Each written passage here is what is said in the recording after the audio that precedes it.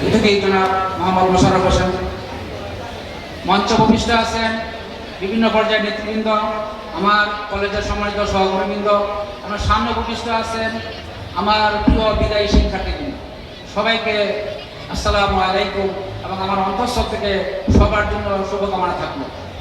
প্রিয় বিদায়ী শিক্ষার্থীরা, আমার সম্মানিত শিক্ষক মণ্ডলী বিভিন্ন সময়ে তোমাদের উচ্চ মাধ্যমিক পরীক্ষা সম্পর্কে বিভিন্ন দিক নির্দেশনা দিয়েছেন। আমি কয়েকটি বুলেট পয়েন্ট আকারে কিছু বিষয় উপস্থাপন করব, তোমরা আশা করি মনোযোগ দিয়ে শুনতেছ। প্রথমত, পরীক্ষার কেন্দ্রে পর্যাপ্ত সময় হাতে নিয়ে রওনা দিবে। প্রথম দিন 8:30টায়, সকাল 8:30টায় কেন্দ্র খুলে দেওয়া হবে। প্রথম দিন সকাল 8:30টায় কেন্দ্র খুলে দেওয়া হবে এবং তোমরা প্রবেশ করতে পারবে। দ্বিতীয়ত, কেন্দ্রে রওনা দেওয়ার পূর্বেই তোমার মূল অ্যাডমিট কার্ড, রেজিস্ট্রেশন কার্ড নিয়েছ কিনা। মূল অ্যাডমিট কার্ড, অনেক সময় অনেকে ফটোকপি নিয়ে কেন্দ্রে হাজির হয়, এতে সিনক্রিয়েট হওয়ার সম্ভাবনা থাকে, অ্যালাউ নাও করতে পারে, করার কথা না। অবশ্যই মূল অ্যাডমিট কার্ড, মূল রেজিস্ট্রেশন কার্ড নিয়ে আসবে। প্রিয় শিক্ষার্থীরা, আশা করি শুনতেছো, মূল অ্যাডমিট কার্ড, মূল রেজিস্ট্রেশন কার্ড। তোমাদের জন্য আরেকটা মেসেজ হলো, তোমাদের পরীক্ষা কেন্দ্র কাজী ফজলুল হক উইমেন্স কলেজ, ওই কেন্দ্রে একটা ভেন্যু কেন্দ্র আছে। ওই ভেন্যু কেন্দ্রে পরীক্ষার্থীরা হবেন আমাদের কলেজের যারা অনিয়মিত পরীক্ষার্থী, ওদের সাথে আমার কথা হয়েছে, তোমাদের পরীক্ষার সিট পড়বে ভেন্যু কেন্দ্রে। যারা এই কলেজের অনিয়মিত পরীক্ষার্থী, যারা নিয়মিত পরীক্ষার্থী, ওদের সিট পড়বে মূল কেন্দ্রে। তোমরা পরীক্ষার আগের দিন সম্ভব হলে কেন্দ্রে গিয়ে সিট প্ল্যান দেখে নিবে। আমাদের কেন্দ্রের সিট প্ল্যান ইনশাআল্লাহ আমরা আগের দিন ডিজিটাল ব্যানারের মাধ্যমে কেন্দ্রে সাজিয়ে দেওয়া হবে এবং সামাজিক মাধ্যমে ইনশাআল্লাহ আমরা দেওয়ার চেষ্টা করব। ওদেরকে আমরা অনুরোধ করবো ওরা যেন আগের দিনই সিট প্ল্যানটা প্রকাশ করে, যাতে স্টুডেন্টরা জানতে পারে এবং টেনশন মুক্ত থাকে। প্রিয় শিক্ষার্থীরা, তোমরা অনেক সময় পরীক্ষার কেন্দ্রে প্যানিক সৃষ্টির কারণে হয়তো নার্ভাস ফিল করো। নার্ভাস ফিল করা যাবে না, এটা একটা পরীক্ষা।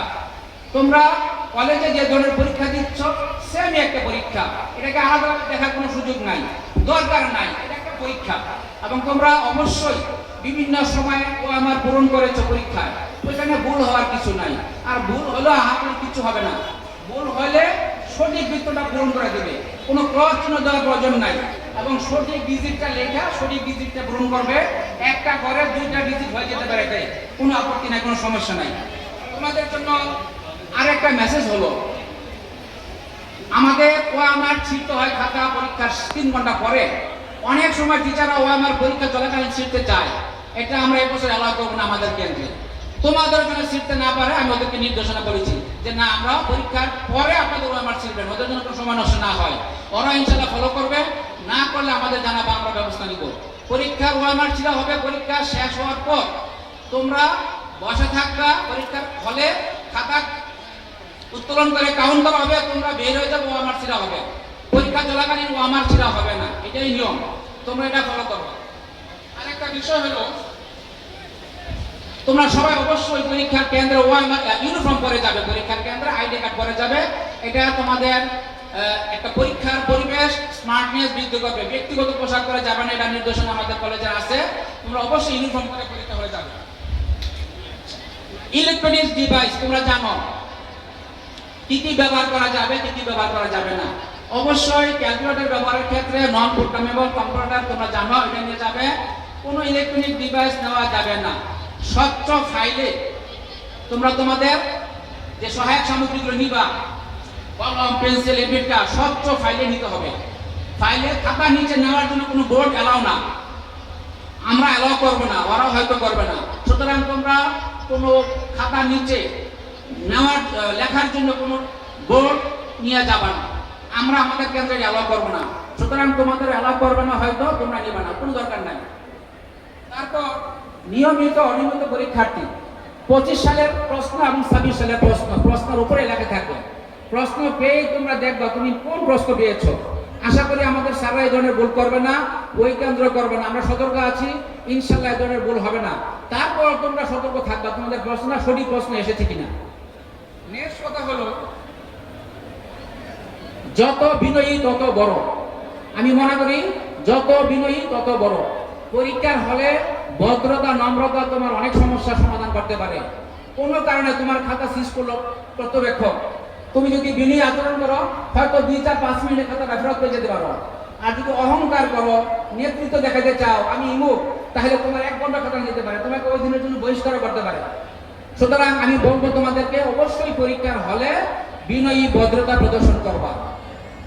আরেকটা বিষয়, এটা আমি তোমাদের বারবার বলেছি প্রশ্নপত্র বিতরণের সময়, আমি লাস্টবার বলছি, প্লিজ হয়তো তোমরা আড়াইশো শুনবা না, আজকে বাসায় গিয়ে তোমাদের এডমিট কার্ড বের করবা, রেজিস্ট্রেশন কার্ড বের করবা, দেখবা তোমাদের মিল আছে কিনা।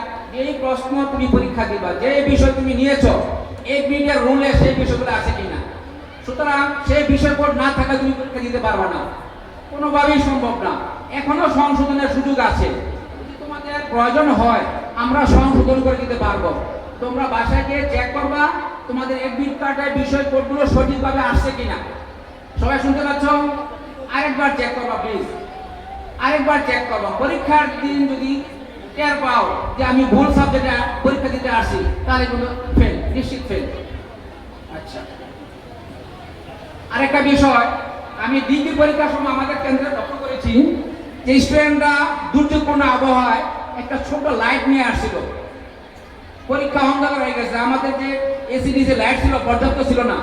তোমাদেরকে অনুরোধ করবো, আবহাওয়া খারাপ থাকতে পারে, তোমরা একটু চালাক হও, তোমরা একটা ছোট্ট ইলেকট্রনিক চার্জার লাইট, এটা পকেটে বহন করা যায়, স্বচ্ছ ফাইলে বহন করা যাবে, তোমরা সংগ্রহ করে ফেলবা।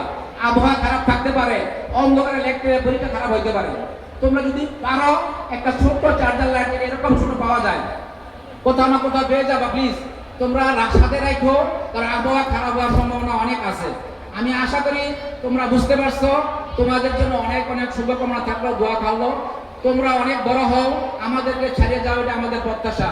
আমাদের কলেজের পক্ষ থেকে, আমাদের অধ্যক্ষ মহোদয়ের পক্ষ থেকে, তোমরা শুনেছো আমাদের অধ্যক্ষ মহোদয় একটা দুর্ঘটনার কারণে আসতে পারেনি, আমাদেরও মন খারাপ লাগছে, নিশ্চয়ই তোমাদেরও খারাপ লাগছে। আজকে বিদায়ের দিনে আমাদের অধ্যক্ষ মহোদয় উপস্থিত নাই, স্যারের জন্য দোয়া চাচ্ছি এবং তোমাদের জন্য আমরা সোনারগাঁ কলেজ পরিবার অন্তরের অন্তঃস্থল থেকে দোয়া করি। তোমরা সফল হও, ভালো হও, সর্বোপরি ভালো মানুষ হিসেবে গড়ে ওঠে, আমাদেরকে আমাদের মুখ উজ্জ্বল করো, আমাদের কলেজের মুখ উজ্জ্বল করো, আমাদের সমাজের মুখ উজ্জ্বল করো, এই প্রত্যাশা রেখে আমি আমার বক্তব্য শেষ করছি। ধন্যবাদ সবাইকে। আসসালামু আলাইকুম।